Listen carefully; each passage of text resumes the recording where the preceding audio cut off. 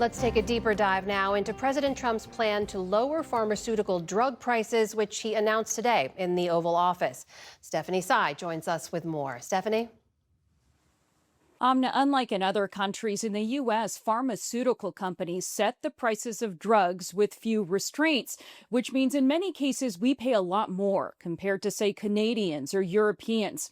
The U.S. is where these companies make most of their profits, including those that go into research and innovation for new and better drugs. President Trump wants the prices Americans pay to be on par with the lowest prices paid in other nations. For more on what his executive order could mean, I'm joined by Stacy Doucet-Zina of Vanderbilt University Medical Center. Stacy, thank you so much for joining the News Hour. As you know, there is bipartisan agreement that Americans pay too much for these drugs.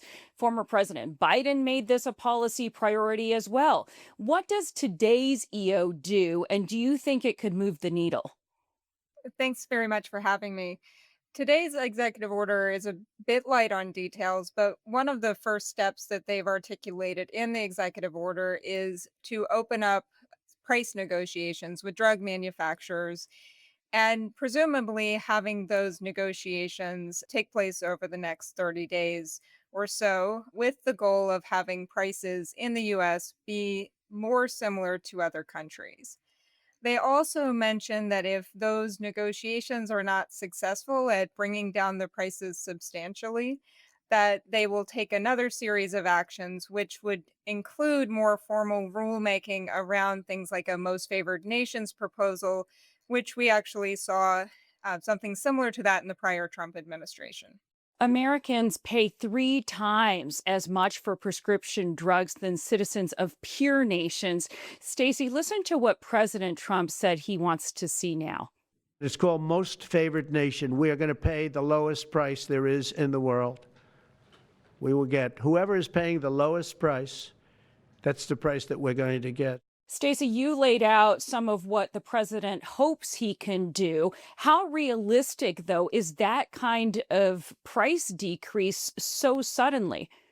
I wouldn't expect to see changes soon, even if changes do occur. I think there are a couple of incredibly difficult challenges associated with lowering prices to what our international peers pay. And one of the most basic challenges is that we don't really know what they pay. So we might know what the sticker price is for them, the list price of the drug, but we might not actually know what the negotiated discounted price is that they pay. So there are a lot of details here that will slow this process down. Um, Basically, if I were a patient, I would not necessarily expect to see any changes in the price you're paying at the pharmacy for quite some time. The president, though, is hinting that he would use other federal agencies to make doing business harder for the big pharmaceutical companies if they don't cooperate. For example, he's threatening antitrust actions by the Department of Justice. He's also saying that the government is going to be targeting not only drugs that they pay for under Medicare, but Medicaid.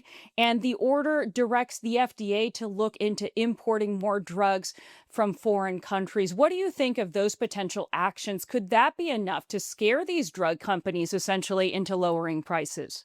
It's possible that it could move the needle for some companies and some products, especially for companies that have products that maybe are ending their normal life cycle. So maybe they're facing generic competition. So those companies might be willing to be one of the first to negotiate a favorable deal. But by and large, many of the policy options that have been put forward under this executive order have been things that have been explored either under the current administration or prior administrations, and they're very difficult to implement. A very good example is drug importation. A lot of those policies rely on things like importing drugs through Canada, which we've seen over and over.